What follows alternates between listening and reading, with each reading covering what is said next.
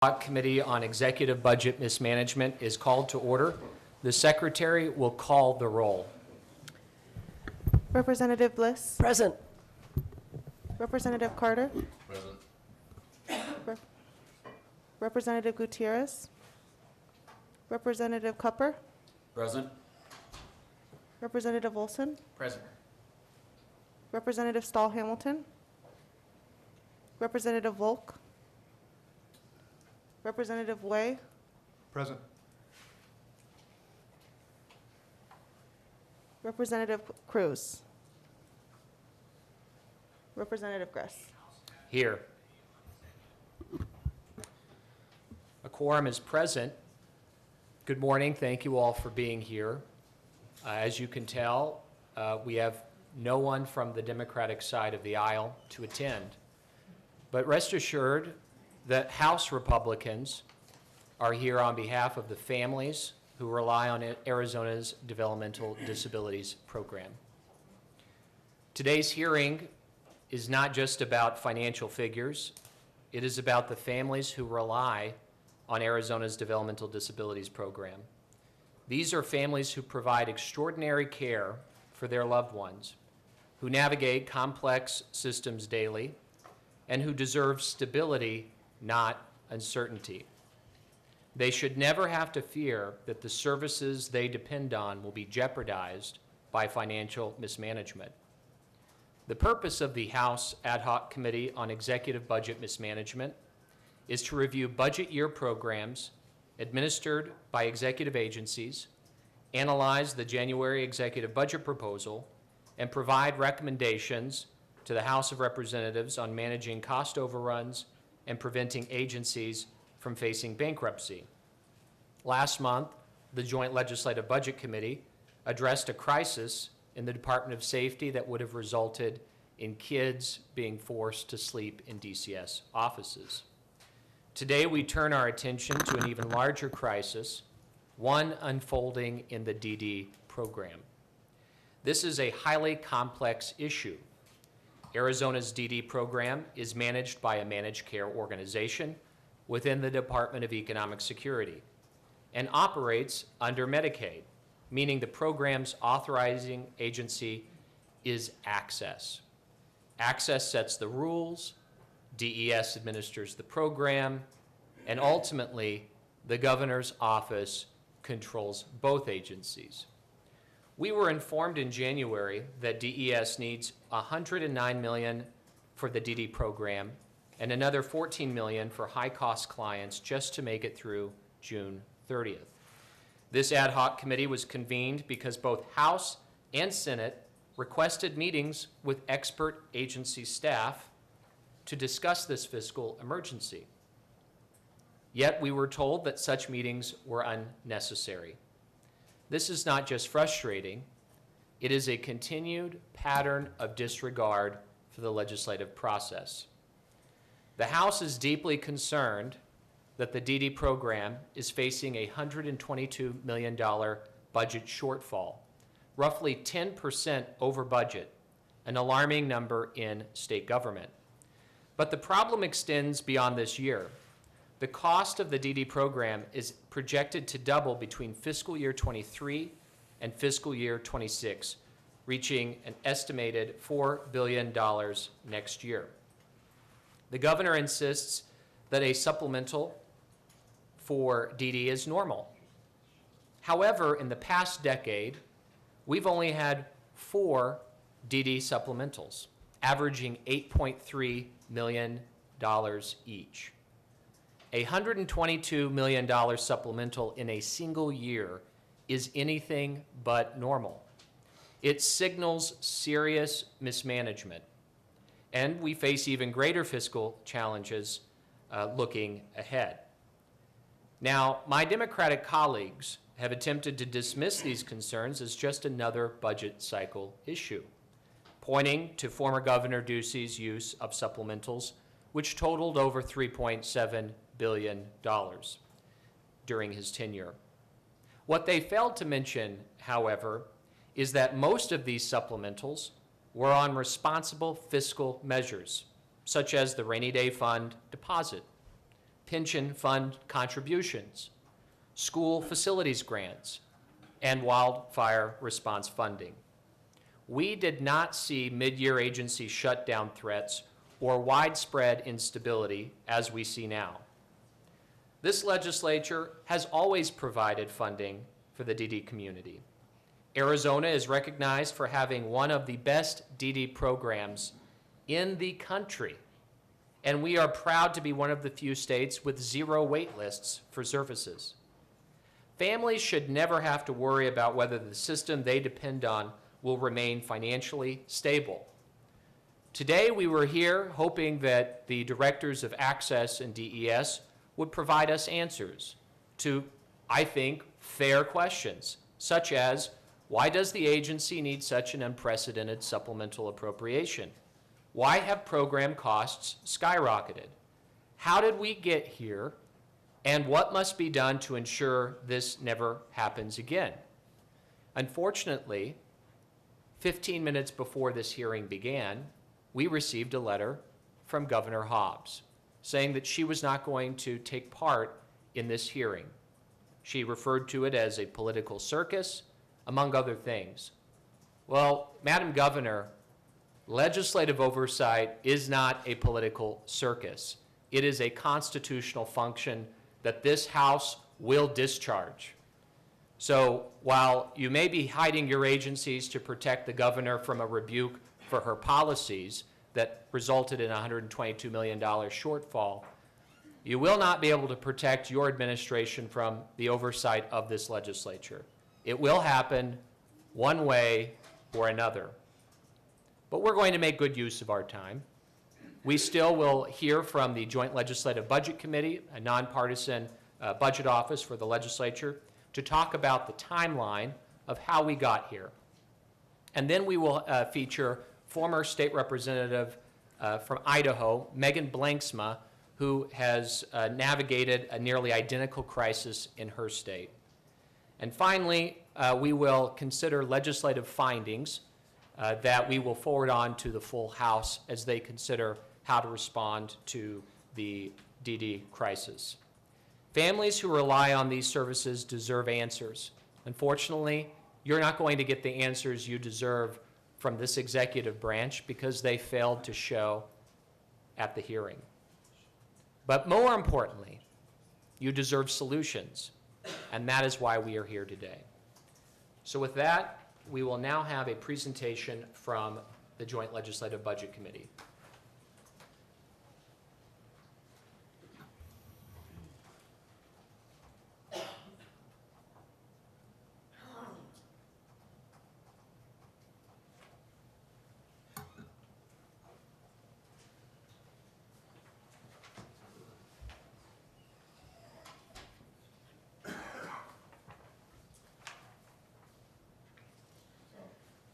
Mr. Chairman, members, for the record, Chandler Pointer, GLBC staff. So we were asked to present to this committee today on recent changes within the Division of Developmental Disabilities, or DDD, which is under the Department of Economic Security. And specifically, we were asked to speak to the Parents as Paid Caregivers program, also referred to as PPCG. And so our presentation today will focus on a timeline of events surrounding PPCG over the past several years. So to begin, in April of 2020, due to the COVID-19 pandemic, several states were granted temporary authority from the federal government to pay parents to provide certain services to their minor children in the long-term care system. And Arizona was one of these states, and so this initiative became known as Parents as Paid Caregivers. Now, this program authorizes parents to provide 2 specific services to their children, and these include attendant care and habilitation services. Attendant care is assistance in day-to-day tasks such as cooking, cleaning, and personal hygiene, whereas habilitation services are methods or trainings to improve the child's life skills and independence. Now, sometime later in March of 2021, Congress approved this one-time 100% federal funding for added home and community-based services. Now, the DD long-term care program already covers certain home and community-based services, but this one-time funding was for additional assistance to states to enhance or expand the current service package. And so states were required to formulate an implementation plan for a variety of different initiatives, and in Arizona's case, one of these initiatives that was selected to receive the 100% federal funds was PPCG. Now, knowing that eventually these federal funds would expire, in September of 2023, on behalf of DES, Access submitted a waiver request to the federal government to continue PPCG after the 100% federal funding was set to expire in March of 2025. And then later in February of 2024, the federal government approves Arizona's waiver to allow DES to continue the program through September of 2027. And at that point, Access will have to reapply and receive approval from the feds to continue the program past that date.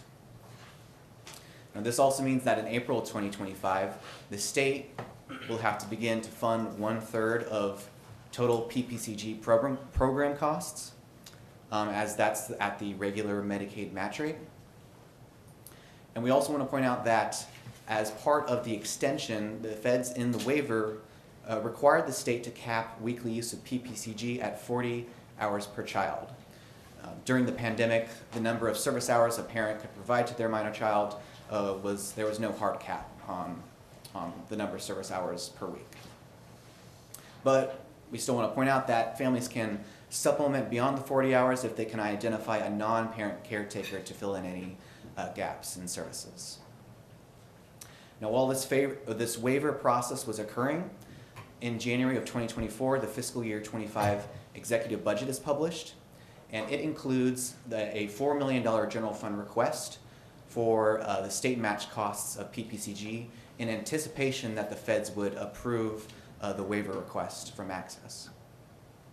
However, during session, throughout budget negotiations, the estimated cost of the program increased considerably, and so ultimately, in June of 2024, when the fiscal year 25 budget is enacted, it does not include a specific funding for PPCG, as no agreement between the executive and the legislature was ever reached on the program. Several months later, in October of 2024, Access and DES implemented a capitation rate increase that incorporates the costs of PPCG. And the Access actuaries at the time of developing these rates, they estimate that the cost of the program is now $57 million from the general fund on an annualized basis.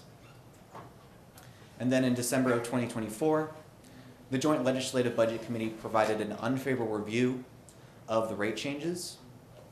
However, an unfavorable review does not block the implementation of the rate increase, and so these rates are the ones that are now currently in place today. And so this brings us to January of this year. The fiscal year 26 executive budget is published.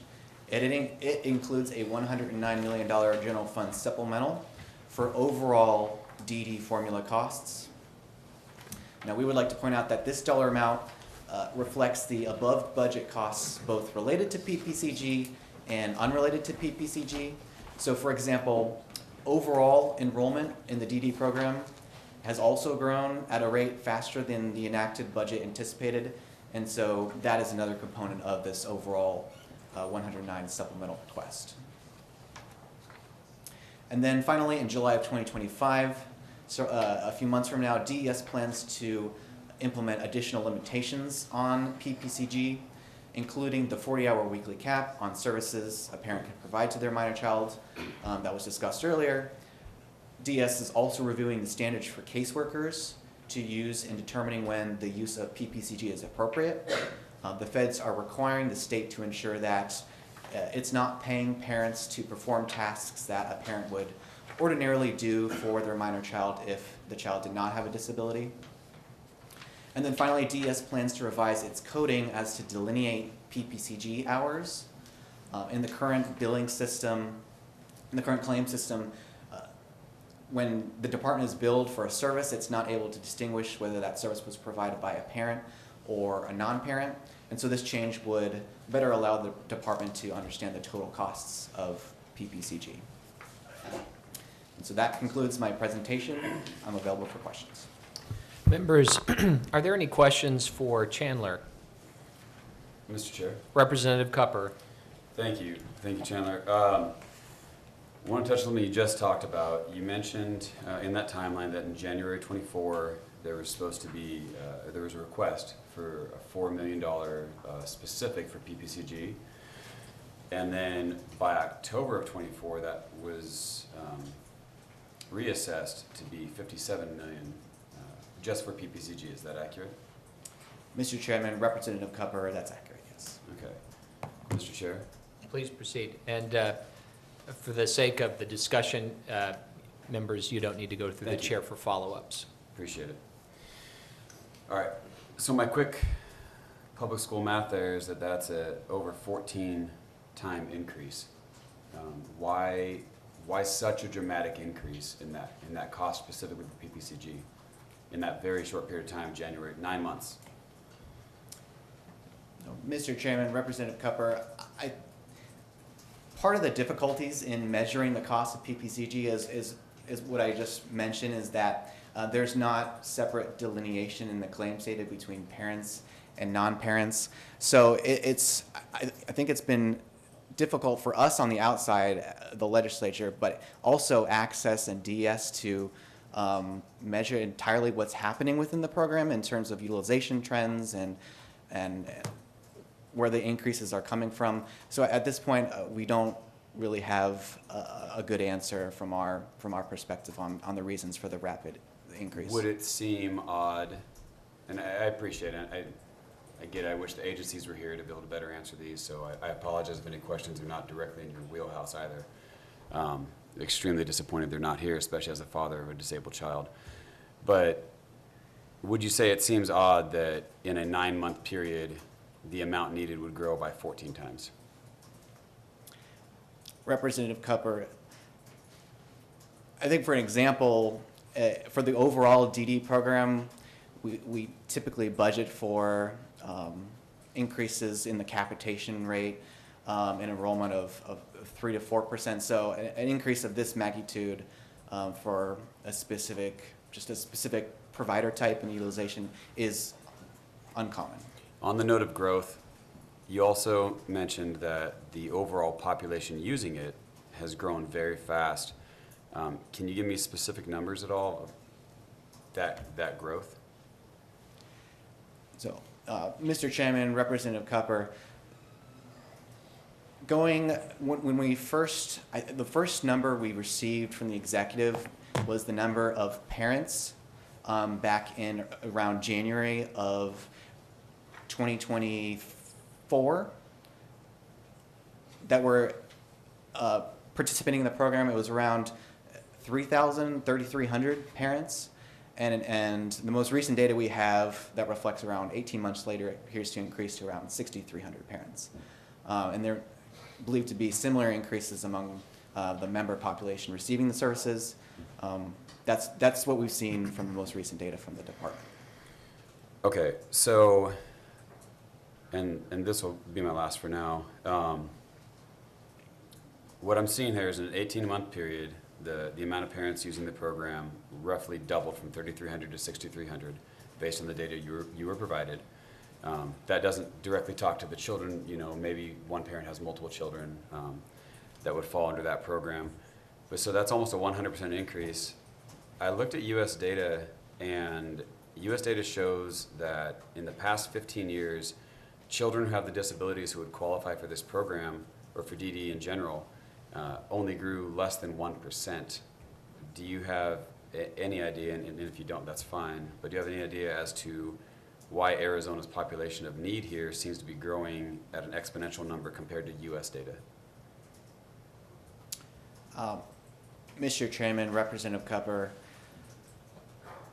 it's difficult for us to speculate on the exact reasons, utilization, or enrollment in the overall DD program in general, as well as PPCG is at the specific rates they're at. There are many different factors, from just base population growth in the state, elements of the program that differ from other states, effects of the pandemic. There's just lots of reasons, and it's just difficult for our office to speculate on. Sorry, Mr. One final note there. As I asked you on the previous question, then, at least, would you say it seems odd that the U.S. percentage of children who would qualify for something like this has only increased to less than 1% in a 15-year period, but in an 18-month period, we've increased this program by roughly 100%? Is that an odd correlation? What is that, an odd jump of percentage? Mr. Chairman, Representative Cupper, I think, again, part of the reason just may be related to this program was stood up during the pandemic. It was a new provider type that was being introduced. Parents, for the first time, parents be able to provide services to their minor child. So in terms of the correlation with overall population data, it's just difficult to say whether it matches up. Mr. Chairman. Representative Carter. Thank you, Mr. Chairman. Thank you, sir.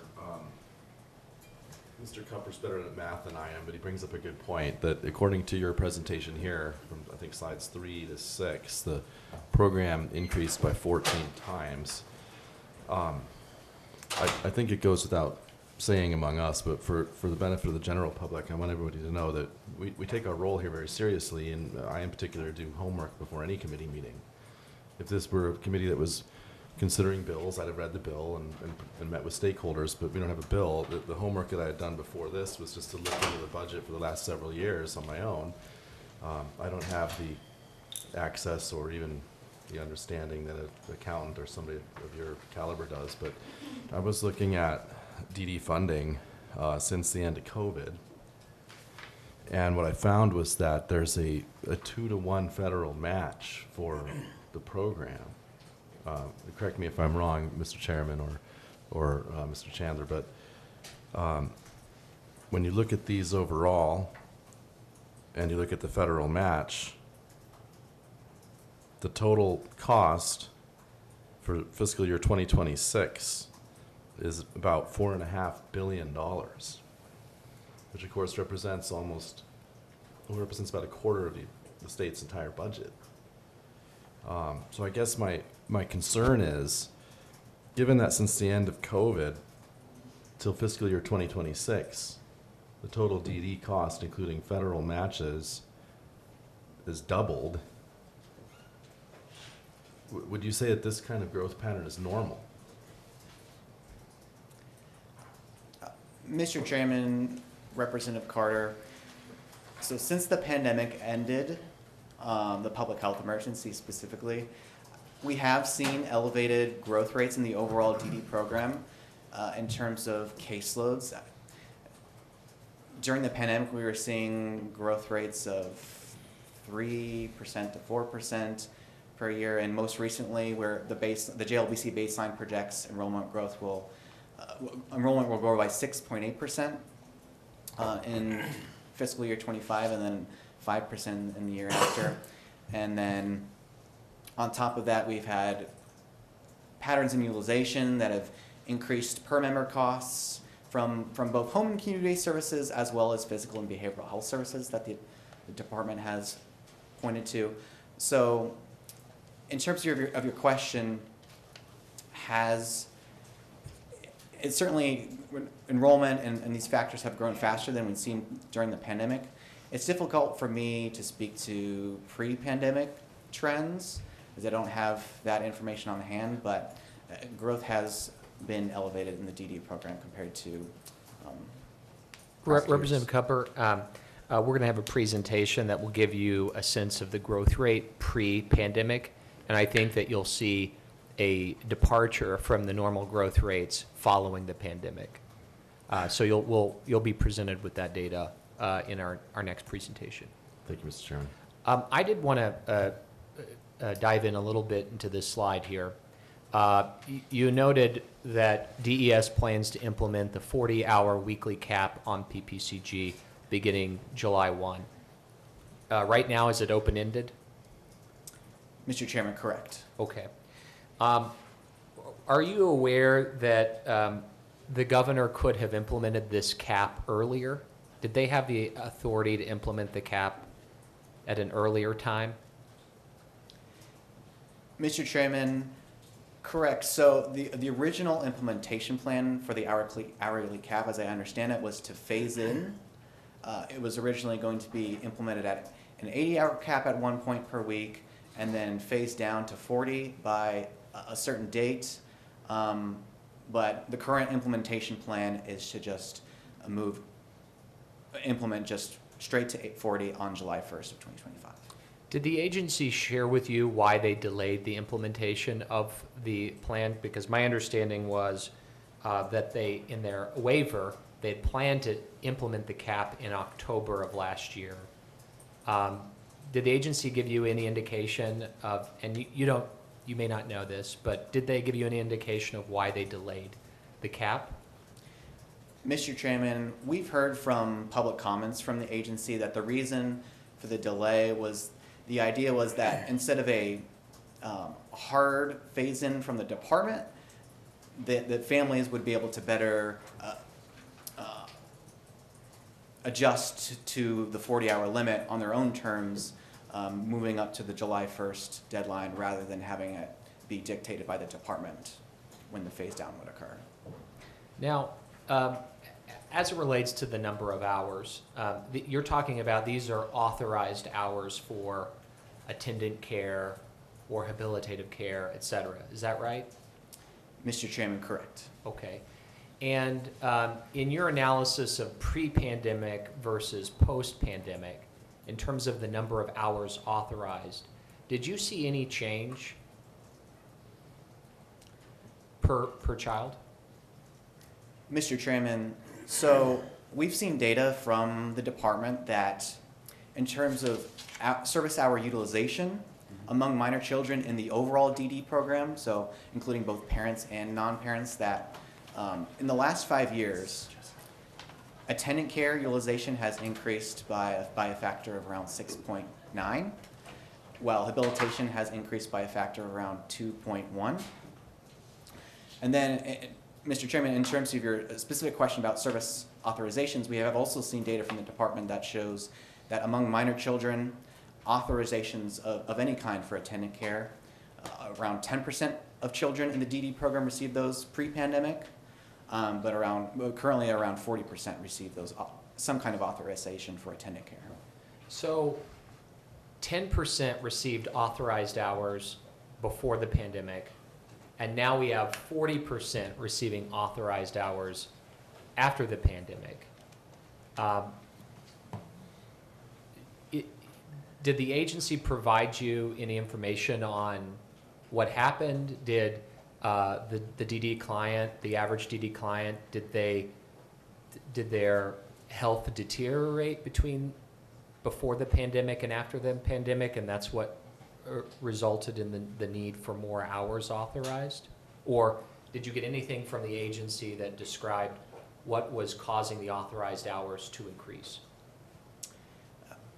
Mr. Chairman, we've heard from Access and DES about utilization changes in the DD program since pre-pandemic versus now. I think some of the context we've been given is that pre-pandemic, some of the more utilized services were like day programs in group settings or school-based settings, and specifically in terms of children. Whereas once the pandemic happened, families were more hesitant to bring someone outside of the household into the household, and so I think both related to PPCG, the beginning of PPCG, and maybe not necessarily related, there was changes in patterns of utilization of having more home-based services, one-on-one, after the pandemic began, and that's just it appears to have continued through to today. Okay.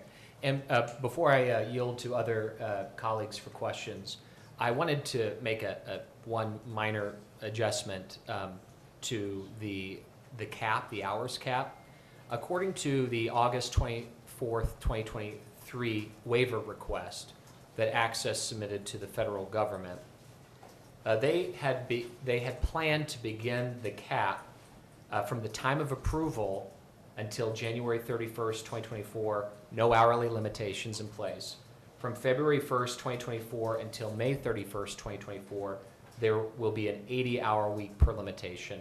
From June 1st, 2024 to September 30th, 2024, the hourly limitation will drop to 60 hours a week. And beginning October 1, 2024 and thereafter, the 40-hour per week limitation will be in effect. And so they had already last year, according to their federal waiver, had indicated that they would begin rolling in the hours cap, but they didn't seem to do that. They disregarded that and opted for a July 1 of 2025 cap being in place. Do you know why they delayed that? They have the stair-step effect. I know you had mentioned they delayed it because they didn't want to abruptly change the hours cap, but it seems like in the August 2023 plan that they were already intending to implement a cap long before October of 2024. And if you don't have an answer, I don't begrudge you, because we had invited the agencies to be here to ask them these questions. But based on your knowledge or interactions with the agencies, did you know about that? Mr. Chairman, I have not heard of the reason for the delay of the 40-hour implementation from October to July. And Chandler, just one follow-up. If they had implemented the cap phase down like they had submitted in their waiver, would that have saved the general fund money? Mr. Chairman, it is certainly possible that we would have seen a reduction in utilization of service hours if parents were limited, because there are currently, based on recent data from the department, around 1,000 parents above the 40 hours on average, based on current data. Now, I do want to return to the point that I made earlier in the presentation, that families still have the ability to bring in a non-parent caretaker to fill in some of those gaps. But if the family is not able to identify an alternative caretaker, then presumably that would result in a reduction of utilization and save the general fund. But to that point, you've seen, since parents as paid caregivers, a shift in using outside direct care workers to the parents providing those services themselves. Is that right? There's been a greater reliance on parents as paid caregivers? Mr. Chairman, that's correct. We have seen that. Okay. Members, are there other questions? Mr. Chairman. Representative, or Vice Chairman Olson. Thank you, Mr. Chairman. And Chandler, and I don't know if you have this information readily available or not, but do you know how many, what is the amount of federal funds that the governor has available to her to appropriate that the legislature has no access to, no role in appropriating these funds? Do you have that figure by any chance available? So, Mr. Chairman, Representative Olson, so in terms of the 100% federal funding I referenced in my presentation, this was related to a specific home and community-based services initiative from the feds. And there was about $1.6 billion available to states for a variety of different initiatives related to home and community-based services. And Access and DES used those funds mostly for provider rate increases or bonuses, but part of it went to PPCG, part of it went to surveys and trainings for direct care workers and several different initiatives. But that was the original pot of money that was used to fund PPCG, $1.6 billion. Thank you, Mr. Chairman, and Chandler, thank you for that response. And what I'm referring to is all of the federal funds that flow through the governor's office that this legislature has no role in appropriating. The reason that I bring that up is because I think it's critical for us to recognize that the governor spent funds that were not authorized. The legislature did not appropriate funds to cover this program that was previously funded by federal dollars. She asked for the legislature to authorize the state to continue this previously federally funded program and to use state appropriated dollars to finance the program. The legislature refused to do that. The governor signed that budget. She agreed to the negotiated budget that did not include that funding. And now she continued to spend the funds that were not appropriated on this program. And the reason why I bring up the fact that she has billions of dollars available to her that we have no role in appropriating is that I think that it's appropriate that the governor should identify the funds that are available from the federal government that she has sole control over to backfill the needs of this program, since she overspent and she spent funds that were not appropriated by the state legislature. So it's not really a question for you, it's really a question for the agency, but the agency isn't here, and that's why I bring it up for a point of discussion. Thank you, Mr. Chairman. Chandler, to follow up on that, and I appreciate the acknowledgement of the constitutional predicament we find ourselves in, because the legislature appropriates dollars, not the governor. But in a letter from CMS, Deputy Director Daniel Tsai, on February 16th, 2024, they've approved the waiver request to implement PPCG on an ongoing basis. Were you aware of this letter? Have you seen this letter before? Mr. Chairman, we have seen that letter, yes. Okay. And in that letter, CMS says to Access Director Carmen Heredia, quote, "The demonstration amendment," which is the PPCG program, "is not expected to impact the overall number of people enrolled in the Medicaid program and is expected to be budget neutral," end quote. Are you familiar with that concept of budget neutrality? Mr. Chairman, we are familiar, yes. Okay. And what does that entail for a Medicaid program? Mr. Chairman, so when the federal government approves these, they're called 1115 waivers, they're designed for the states to be able to implement some demonstration project that's experimental, that the idea is to improve Medicaid delivery or improve benefit package for members in a Medicaid program. But the federal government requires that these, with the introduction of these 1115 waivers, they do not increase the federal costs of funding the Medicaid program.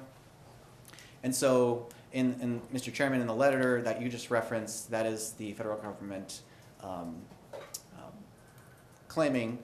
affirming that this package of services, bringing in these new providers, is budget neutral to the federal government. Okay. One final question before we move on, Chandler, if members don't have other questions. On November 9th, 2023, Access Assistant Director and CEO Zane Garcia Ramadan sent a letter to the Department of Economic Security. I'm sorry, my apologies. Megan Laporte, who's the Chief Procurement Officer at Access, sent to Zane Garcia Ramadan, the Assistant Director and CEO at the Department of Economic Security's Division of Developmental Disabilities, a notice of mandated corrective action plan, assessments for attendant care, and parents as paid caregivers. Are you familiar with that letter? Mr. Chairman, we are familiar, yes. Okay. And in that corrective action plan, Access basically says that they say that Access has been made aware of numerous member concerns related to the implementation of the current Parents as Paid Caregivers program through various avenues, including the public comment period for the waiver proposal. In light of the number and substance of these continuing concerns, Access noted them as a public comment theme in the waiver proposal itself. Concerns center around support coordinators who are DES employees. Is that right? Mr. Chairman, correct. Refusing to conduct assessments and/or to properly perform assessments to evaluate home and community-based services, including attendant care. Some of the concerns report that members and families have been denied or reduced in the amount or duration of attendant care or rehabilitation services due to the support coordinator's view that the parent is responsible for these services for these services as a natural provider, in contravention to the flexibility available under the Parents as Paid Caregivers. On numerous occasions, Access has communicated to DDD the requirements for proper implementation of the waiver and Access's expectations to ensure prompt compliance. So in this letter, they talk about PPCG being used for extraordinary care. Are you familiar with that definition? Mr. Chairman, yes. What is that? What basically is extraordinary care? Mr. Chairman, and so this extraordinary care definition speaks to this second to last sub-bullet on the last slide of my presentation. This is the standard for caseworkers that I was referencing. Extraordinary care essentially represents the tasks that a parent would, beyond the tasks that a parent would perform if their child did not have a disability. So, for example, maybe a parent assisting their child, their 10-year-old child with basic hygiene tasks would not represent extraordinary care, as a 10-year-old child without a disability could be expected to perform those on their own. But maybe, or I think I had that backwards. For a child, a 5-year-old, here's an example, a 5-year-old child without a disability would not be able to perform all of the basic hygiene tasks on their own. So a parent providing services to that child may not represent extraordinary care. Right. But for a 10-year-old child with a disability, it could be included under extraordinary care to provide assistance in those types of tasks. And Chandler, this letter from Access to DES about the corrective action plan, did you view the letter, and you may not have an opinion on this at all, as a disagreement on what extraordinary care is, and that the service coordinators at DES had a different view than Access? Mr. Chairman, and I believe that's an accurate statement, and part of the problem is there's still not an objective standard for extraordinary care, and so Right. that is part of what DS and Access have been developing to implement going forward with the program. Yeah, I think that's important. All right, we're going to shift to Representative Megan Blanksma to provide her presentation. So if we can get her pulled up. Mr. Chair, can I make a quick comment? Yes, please proceed. Thank you. Before we move on any further, I just want to make clear that the parents and children who are using DD are not the ones at fault for these uncontrollable increases we've been talking about. Rather, it's my assessment that actions by the current administration have set a completely unrealistic expectation for these families. And as a family that uses these services, I consider it abhorrent that the agencies have refused to be here today to address families like mine. And it both saddens and angers me greatly what the hell I'm seeing right now. I agree, Representative Cupper. Okay, Representative Blanksma, can you hear us? I can you hear me? We can. I'm going to introduce you and provide a bio, and then you'll be recognized for an opening statement. Okay? Sure. Megan Blanksma was an Idaho State Representative representing the 8th District through 2024 for 4 terms. She hails from Hammett, Idaho, which is about an hour south of Boise. She served on the Health and Welfare, Resources and Conservation, and Transportation and Defense Committees. Representative Blanksma is an agribusiness owner and operator. She received a BS in economics from the University of Idaho. Her spouse is Jeffrey, and she has 2 children, Audrey and Tucker, and I believe she was here actually in Tucson last weekend for Parents Weekend at U of A. So you have a wildcat in the family. Is that right? That's correct. All So I right. still have a little bit of sunburn on my nose from the weekend. Well, Representative Blankman, you're recognized.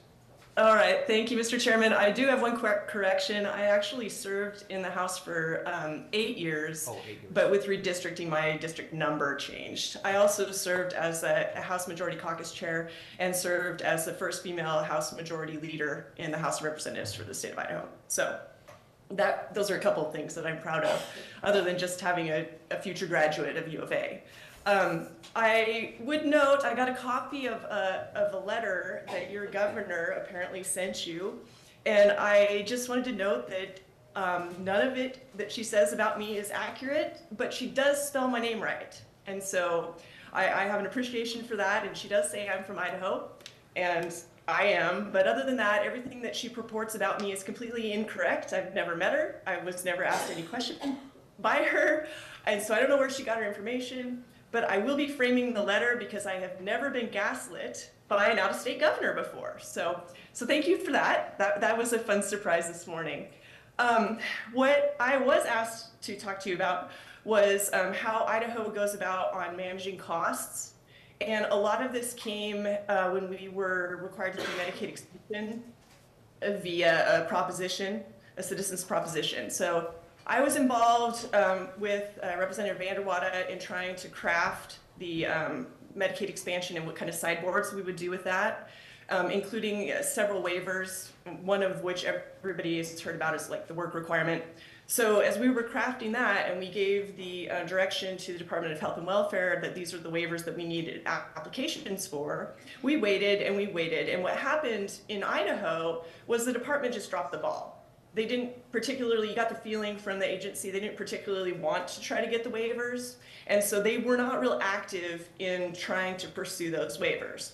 So as part of that, the first piece of legislation we ran, which sounds like if you guys don't have it, might be a good idea for you, is the federal forms report. So we require an annual report to the legislature, and it's obviously publicly available, that any agency that takes federal funds has to report that. So if there's a grant that they receive and you get federal funds and then you get some sort of state match or no state match, that all has to be reported, and you have to have an exit plan should the federal fund change, right? So if you should get a decrease in funding, you have to have an exit plan. And I think this addresses one of the comments that I heard earlier about appropriations of federal funds. So the Idaho legislature does have the ability and duty to appropriate the federal funds that come through the state of Idaho, and they can refuse to do that.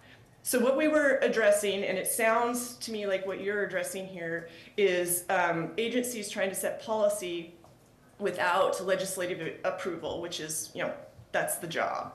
And so we had that first federal funds report. That we started to ask a lot of questions, because now all of a sudden the books are all opened up, and we found all of these waivers and grants that the department was applying for that just weren't necessarily compatible with the policy that the legislature was trying to set. So that led to the second bill that you called me about to ask about, and that is one that requires legislative approval if you have any waiver that you want to apply for that would increase the cost of the state. And so that is maybe more information that you wanted, but that's kind of the tack we took on it to maintain that oversight, because and it's not my job to decide what your policy wants to be or what waivers you want to create, but my experience has been the department, and it's not necessarily the director appointed by the governor, because of course I have a Republican governor. What we found was it was like deputy directors that were making those decisions on waivers and wanting to apply for things. So that's kind of how that was working. So I don't know if that's exactly what you wanted from me, but no, I don't purport in any way to be an authority on Arizona programs or Arizona politics, but that's been my experience in the Idaho legislature. So if you have any additional questions for me, I'm happy to answer. Well, thank you, Representative. I did want to follow up on, and this federal funds report idea seems like a very good idea, especially in terms of understanding when you get the federal funds and what the exit plan is should those federal funds go away. I wanted to ask you about your waiver implementation statute that requires legislative approval to implement that waiver request if it does cost the state more money. And I mentioned this earlier, and I don't know if you caught it, but the CMS waiver request said that it was supposed to be budget neutral.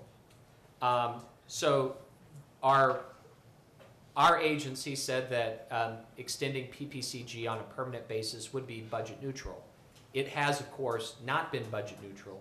So should we be thinking about any safeguards around that? Should we make it broader in terms of waiver? I think that the one, and I assume it was your staff, your budget staff that gave the previous presentation. Correct. If you look at the language for federal waivers, it has to be only budget neutral for the federal government. It has nothing to do with state neutrality. And so that's why we listed that if it was going to increase state funds, then it has to be approved by the legislature. So that the budget neutrality only applies for the federal government to approve the waiver, doesn't have anything to do with costs to the state. And that's why we put a lot of checks in on, particularly on Medicaid expansion, of if costs to the state, like the match changes, then we can drop the program. And so that is in various sections of code, and that's how we try to keep a handle on it. But yeah, the federal funds report, it was eye-opening because there was some stuff in there, and I don't know how much any of you know about Idaho State Legislature, but we are a super majority. We have very little Democrat input. Obviously, all of our constitutional officers are Republican, and so it's pretty clear what the philosophy is behind how we operate. And what we were finding was that the agencies just weren't operating under that same philosophy. And so another section that we started to talk about was reapplication on waivers, because like I discussed earlier, if we had done a work requirement waiver, they just dropped it after they didn't get a response. So a friend of mine and I went ahead and did another bill that said that required the department to continue to reapply for those waivers. And so it's just trying to find some automated ways within state code that you can enforce with those departments and just doesn't give them, free rein. That makes sense. Members, do you have other questions for Representative Blanksma?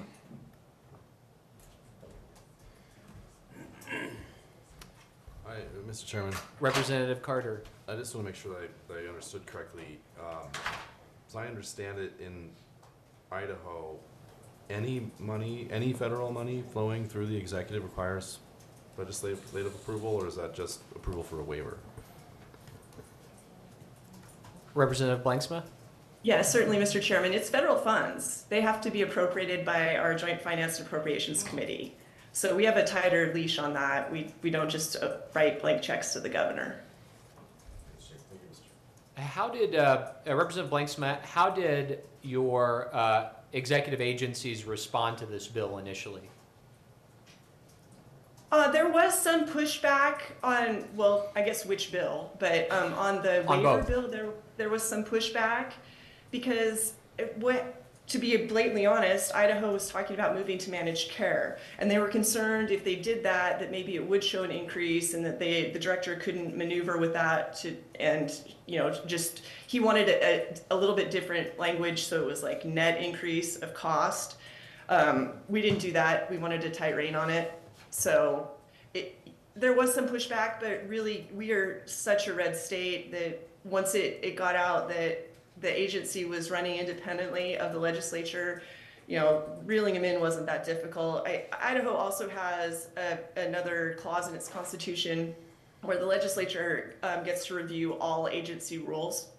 And so that's to our advantage too. We cycle through every couple of years so that we can find things and make the agencies responsible. We actually use like a week or two to review the rules. So we have a lot of tools at our disposal if we're willing to do the homework and take a look at the programs.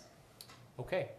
Members, any further questions? Representative Olson. Mr. Chairman, just a quick comment, and that is to thank you, Representative, let me make sure I pronounce your name right, Blanksma?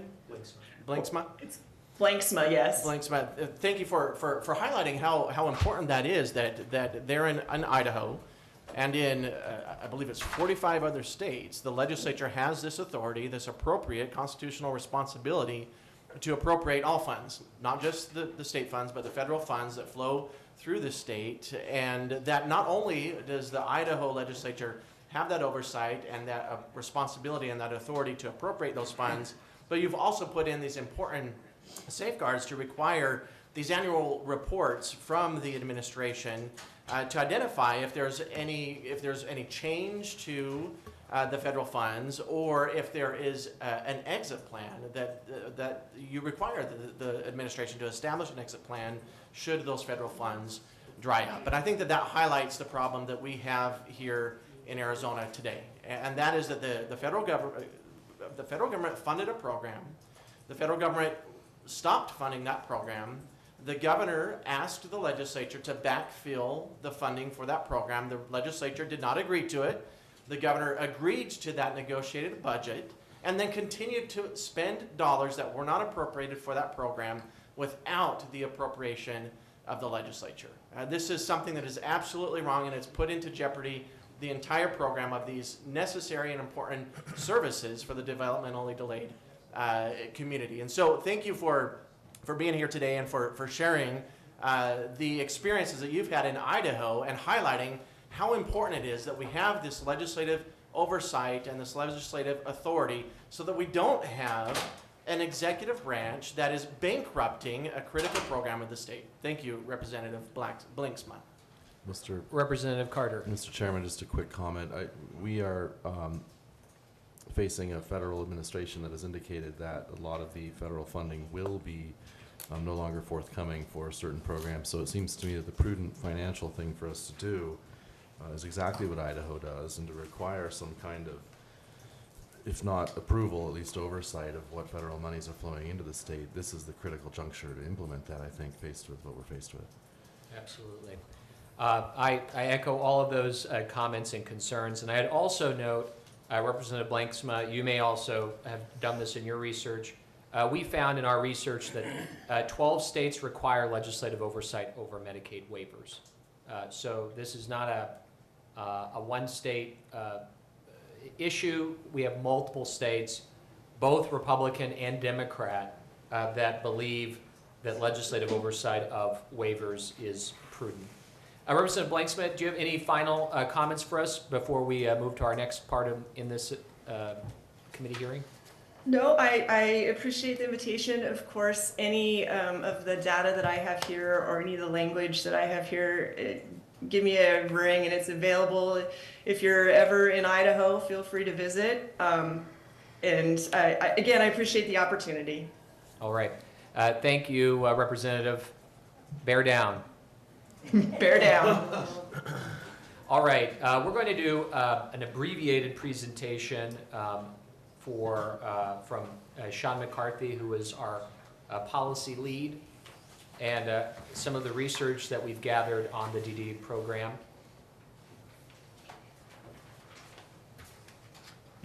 And I would say, Sean, that we're familiar with the governor's executive proposal, but I do think it illustrates the rapid growth that we haven't seen before.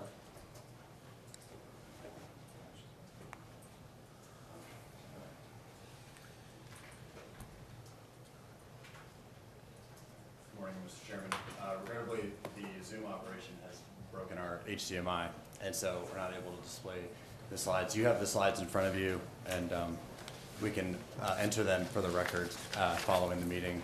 So just forgive me as I kind of go through this. So the purpose of this deck was to serve as ability for you guys to ask questions for the executive agencies. So this is a little bit unplanned here. So the first slide was and for the record, all this information is taken from the agencies themselves. We scraped this data from what the agencies provided us, as well as what's publicly available on their websites. And also from what we've seen, DES brief the vendor community. So interestingly, despite the lack of information we've got from the agencies, by watching what they provide the vendor community, we've actually been able to glean quite a bit of information about the growth in the DD program overall. So you can see on slide 2 there the tremendous growth in the last few years within DD. So this is a program that required general fund obligations to the tune of about $500 million per year in the years preceding the the pandemic. And then in the last year, we appropriated just shy of $1.2 billion to the DD program. And the request, of course, is $109 million to keep the program going through the end of the fiscal year. The request from the exec in January was an additional $300+ million, or about 29% growth in last year. So while we saw, anywhere from like 3 to 4% growth in this program in the last several years, it has taken off, as you can see on those charts. Now, Sean, I note that there's the supplemental line in the chart. That's right. Is that the largest supplemental that's been requested for DD in, say, the last decade? Yes, sir. To our knowledge, going back over the years, we've never seen a supplemental anywhere near this scope for DD. Thank you. And we're familiar with the eligible populations. That's so right. If we could advance to slide 4, and I think this is going to hit at Representative Carter's question. Yes, Mr. Chairman. So you can see this is DD enrollment growth. And so you can see that we've always had growth in this program to typically average 3 to 4% per year. But you can see that the steepness of the curve, and this was a slide provided to us by the department, is showing that in the last 2 years we've seen growth that went from 3% historically to 8%, which has caused the program to grow from 17,000 members in 1999 to 59,000 members today. And so that is a tremendous amount of growth. That means that you're seeing hundreds of applications per month in this program to sustain that level of growth. Okay.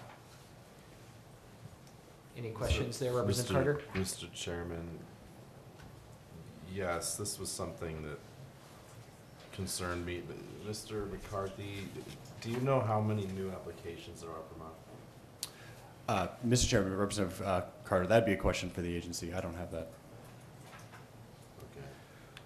Okay, the next slide, Mr. Chairman, is where the enrollment increases have occurred. So you can see that the blue columns there are for what we had in December of 2014, and then the orange are for December of 2024. So this is a 10-year snapshot of growth by qualifying diagnosis. Of course, there are the 5 categories within the Developmental Disabilities program. So you can see that you've had negligible growth in the cerebral palsy category and epilepsy. And you've had a little bit of growth in the intellectual disability category, but pretty much all of the growth in the last decade is from autism and then the at-risk category. It's 204% growth in autism alone.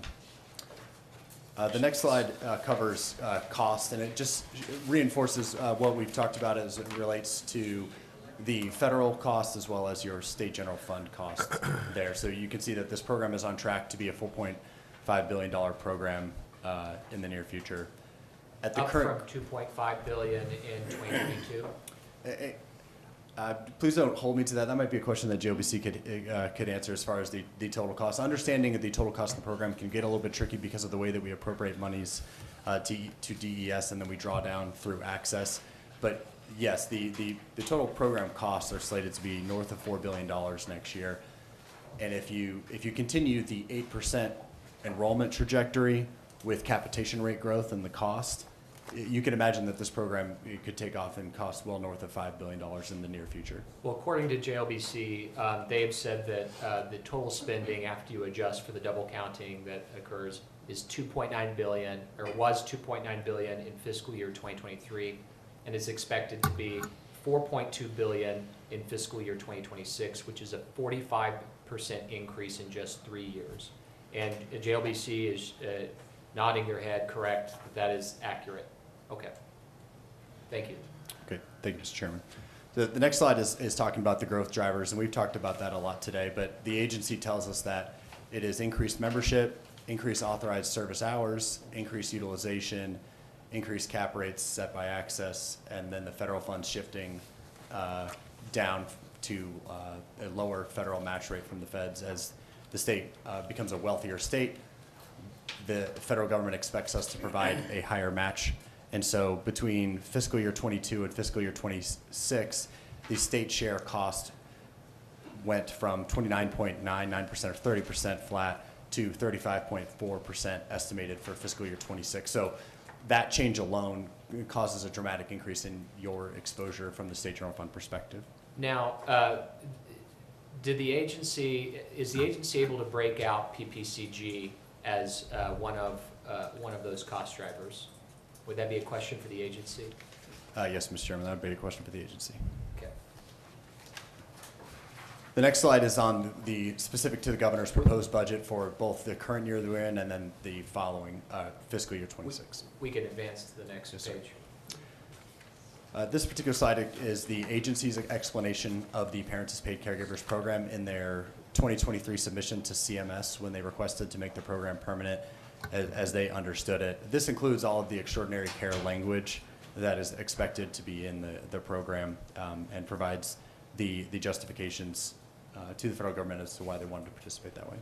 And the reason why the access waiver was approved was to say that if extraordinary care is provided by the parent, then they could avoid institutionalization. Is that the rationale behind this program? I'm Or is it sure a that- question for an agency? That's probably a better question, sir, for the agency. Yeah. Okay. The next slide, sir, was our understanding of the timeline and scope, and I think JLBC did a good job of explaining the timeline, how we went from the pandemic, the public health emergency, 100% federal funding of the program through today. Some of the highlights, of course, were that the 40-hour cap was supposed to have begun last year, and that has been delayed significantly until July 1 of this year, and all of the phase-ins going from an 80-hour cap to a 60-hour cap, all of that has been abandoned by the agency heretofore. Mr. Chair. Representative Cupper. Sorry, real quick on that. And this, I would love to ask the agency, but of course, they're not here. Have they mentioned to us why there was the delay in the 40-hour implementation? Mr. Chairman and Representative Cupper, I don't have any better information than JLBC on that, who I also believe didn't have an answer on that question. Representative Carter. Mr. Chairman, just looking at this slide, so it looks, this is a program that did not exist as less than 5 years ago, it looks like from the slide, is that correct? Mr. Chairman, Representative Carter, that's correct. And it also, I'm sorry, just a quick follow-up. It looks to me like there was a 6-month waiver in March of 2023 that was issued, and then another 6-month waiver in October of 2023. So the program was expected to be discontinued in 2023 and then also early 2024. Is that correct? Mr. Chairman, Representative Carter, as they were coming out of the public health emergency, and so the authorizations for these programs were essentially losing their federal justification, it appears that there was these intermediate points where the agency was asking to continue, and of course there's a lot of federal funds still available to help pay for them at the state level, and so it appears that there were some sort of stopgap measures to continue the program until they made the official extension to make it permanent in 2023, in late 2023. Okay. Mr. Representative Chair, Bliss. to that point on this slide, and I'm sorry that people can't see this from the public yet till it's published, but COVID's in 2021. The end of a public health emergency is declared in March of 2023.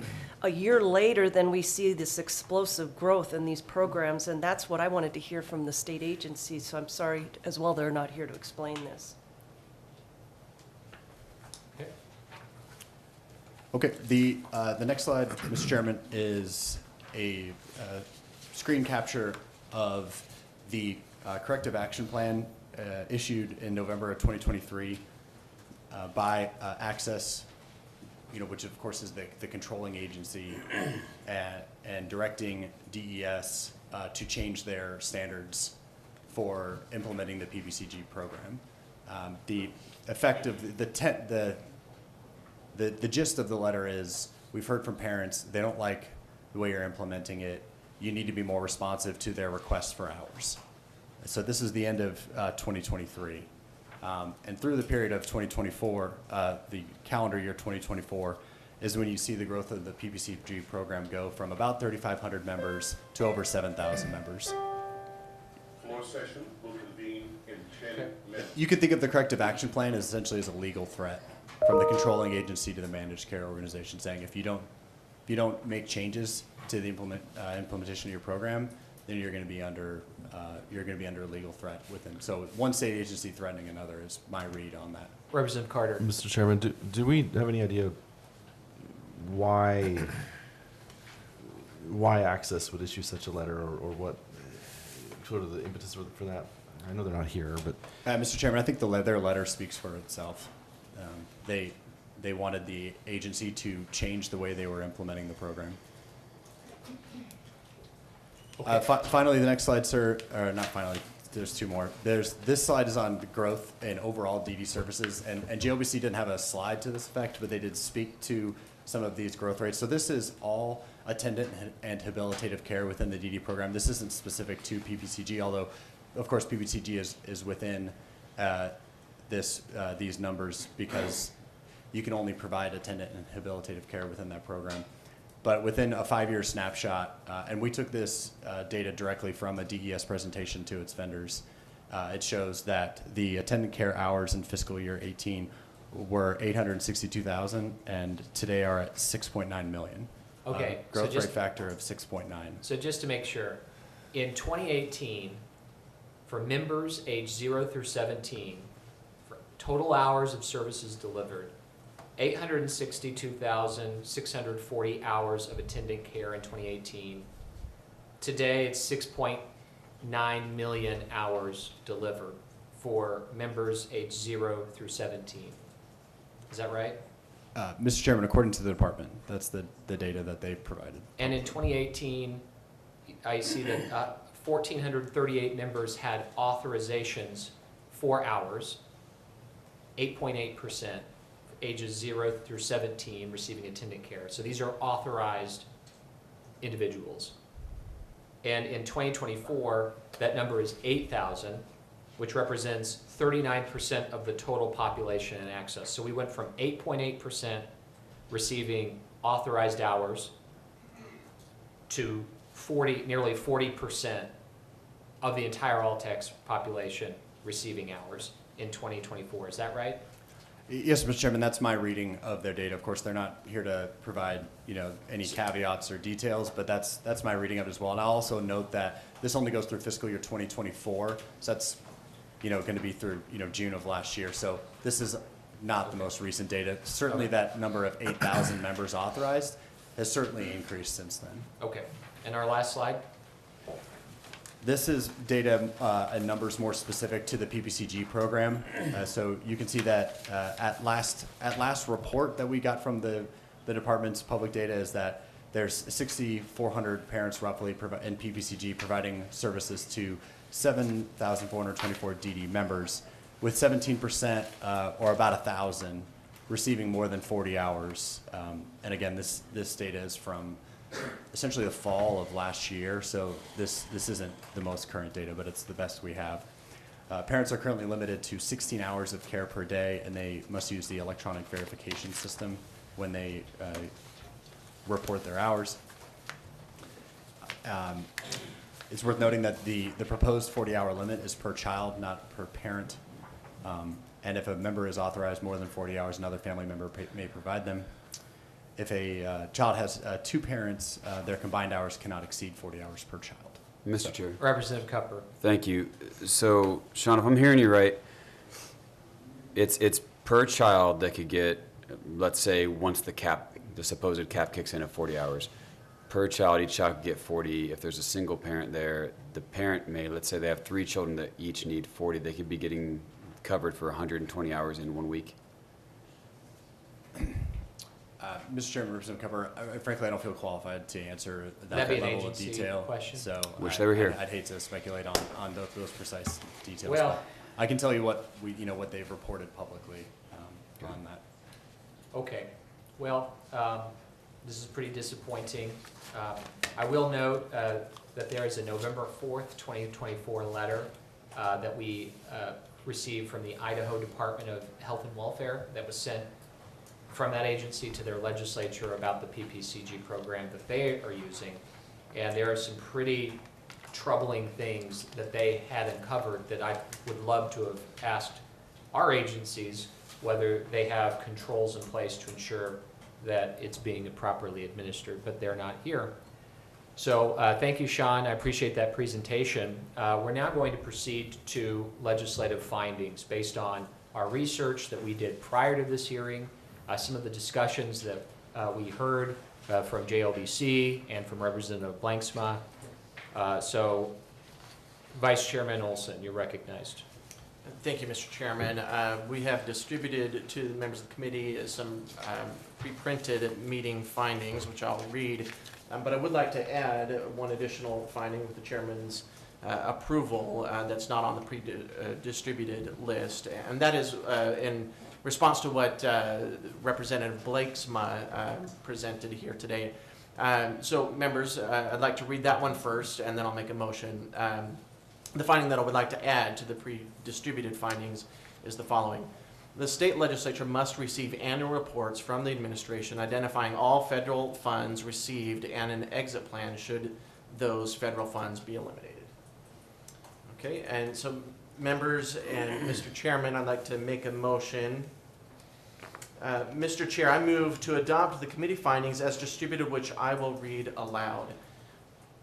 Meeting 1 findings. The Hobbs administration, without approval from the legislature or specific appropriation authority, dramatically expanded its developmental disability program by making permanent a temporary COVID-era program to pay parents to provide attendant and habilitative care to their minor children.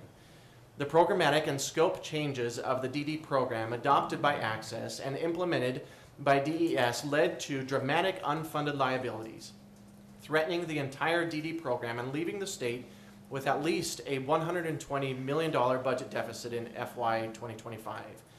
The Hobbs administration, through its Medicaid agency at Access, put the Department of Economic Security under legal threat with a November 2023 corrective action plan, which aimed to grant parents additional hours for care under the PPCG program, which was at odds with the extraordinary care standard and dramatically expanded costs to the state. Access delayed implementation of guardrails on the PPCG program by over 18 months, despite its original plan submitted to the federal CMS in August 2023, causing considerable cost overruns and unrealistic expectations for families.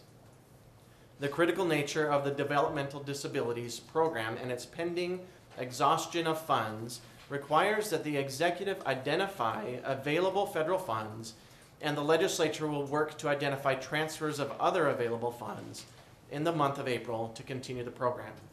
The state legislature must receive annual reports from the administration identifying all federal funds received and an exit plan should those federal funds be eliminated. All right, members, you've heard that motion. Is there further discussion? Seeing none, the question before you is that the committee findings as distributed and read aloud be adopted. All those in favor, and we will do a roll call vote. Chairman and Vice Chair, will you allow members of the community to speak today? Public comment is not on the agenda. The secretary will call the roll. Representative Bliss?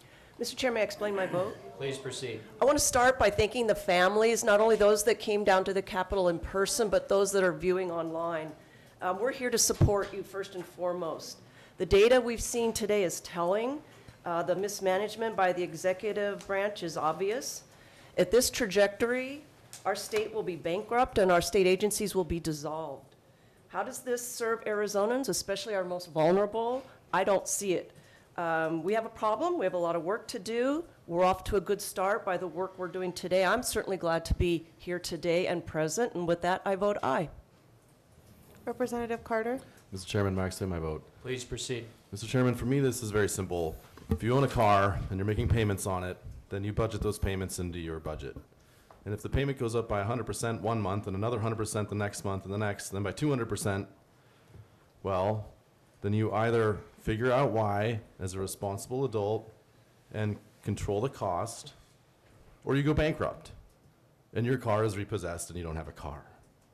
So I want everybody who's a recipient of any of these programs to know that we, the House Republicans who are present here, the adults in the room, are ensuring that these programs will continue next year and the year after and the year after and the year after by ensuring that there's responsible budgeting for these programs. To simply authorize a bunch of money for it right now and kick the can down the road, and we're looking at 2 and 3 and 4 times growth, is to allow the programs to go bankrupt and that them not to exist several years in the future. So I want everybody to know who's a recipient of these programs that we are on your side, and I vote aye. The secretary will continue calling the roll. Representative Gutierrez. Representative Cupper. Mr. Chair, Please proceed. first want to make note, I'm personally quite pissed off. You know, like I mentioned, I am a family with a disabled kid. We use some of these programs. What I'm pissed off about in one part is that we have to work on hard data. We have to work with the correct information. We don't make decisions based off guesses. We're not supposed to make decisions based off just emotion. We don't have the agencies here today to give us this information. I didn't get elected. I didn't run for office because I want to play political games. I ran for office. I'm a blue-collar guy. I've been in the Air Force my whole life. I ran for office because I'm sick of seeing politicians play stupid games with people's lives, to include many of the people here today, to include my family's life. And I really wish, I came here to work in good faith. I really, truly wish that my counterparts would have come here today to work in good faith as well. These families, these children, they need taken care of. There was, I believe, from the data we have been able to see, even though we have been able to ask the questions, I believe there was an unrealistic expectation that has now been set by the departments, unfortunately. Why that's been set that way, we don't know, because they're not here to answer these questions. I wish we had more time for this committee today. I realize that we have floor session coming up.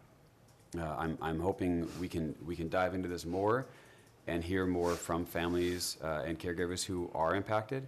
And with that, I vote aye. Representative Stahl Hamilton. Representative Cruz. Representative Way. Mr. Chair. Please proceed. Thank you. I don't have a disabled child. I've spoke with many of you that do. And I can only imagine what you're going through right now. I can only imagine what Representative Cupper's family is going through right now. I'm here to get this thing fixed, and we're going to. But the fact that we have people boycotting, I mean, that's a slap in the face. I'm very disappointed that they did not show up, that they were told to not show up by the governor. We're going to fix this. We're going to be the adults in the room. We're going to fix this. And with that, I vote aye. Representative Gutierrez. Representative Stahl Hamilton. Representative Cruz. Vice Chairman Olson. Mr. Chairman, may I explain my vote? Please proceed. Thank you, Mr. Chairman, and thank you to everybody that's participated in this process here today. As others have expressed, it's very frustrating to see that the administration directed her agency not to show up, not to subject the agency to the proper legislative oversight that is needed for the spending of taxpayers' dollars. It's extremely frustrating, to say the least, and I'm pleased with the findings that we've adopted here today, that we are currently voting and look prepared to adopt, because it includes something that I think is very important, and that is that the governor should be identifying federal funds that she has available to backfill the needs of this critical program. I can highlight just one particular example, and so that's why I thought it was important and necessary that we included that in the findings. In addition to the governor identifying federal funds that she has sole discretion over where those dollars are spent, I think it's appropriate for the legislature to also identify where are some funds that have already been appropriated that could be directed to this program. And again, I'll highlight one example. The legislature in the last budget appropriated funds for the Arizona Commerce Authority. I asked GLBC for a listing of the available cash balances, and the Arizona Competes Fund currently has $58.9 million in its cash balance. Now, I think that the funds in that program should be better spent by directing those to backfill the needs of this critical agency that the governor has bankrupted because of her decision to spend funds that were not appropriated on a program that was not authorized. In addition to that $50 million that the state has appropriated to the Arizona Competes Fund, the federal government appropriated $187 million in just the last fiscal year. And it's my understanding that most of those federal dollars have not yet been spent. Now, that's just one agency that I'm highlighting. There are multiple agencies and billions of dollars that are at the sole discretion of the governor. Now, the governor, at her sole discretion, authorized spending that was not appropriated by the state legislature. She should identify those federal funds and backfill the needs of this program with those federal funds. Mr. Chairman, I vote aye. Chairman Gress. This committee was created because Arizonans deserve answers. When basic financial management is ignored at the highest levels of the executive branch, it puts essential services at risk, like the DDD program. I think it has been well demonstrated that the executive acted outside of her legal authority to use dollars that did not exist for PPCG. She didn't get an appropriation, and that is why we face a complete bankruptcy of DD. We're here to follow the facts. We're here to uncover the truth and to hold this administration accountable, because taxpayers deserve transparency, not surprises. There will be a time for public comment, because this legislature will take up legislation that will provide the funding necessary for DD to remain intact. And there will be guardrails placed on that. The calls for a clean bill, as they've been saying, will go nowhere in this legislature. There will be accountability for Governor Hobbs and her administration, and we will ensure that that is in fact what happens. And with that, I vote aye. By your vote of 6 ayes, 0 nays, and 3 absent, you have passed the committee findings offered by Vice Chairman Olson. Having no further business before the body and without objection, the House Ad Hoc Committee on Executive Budget Mismanagement is adjourned.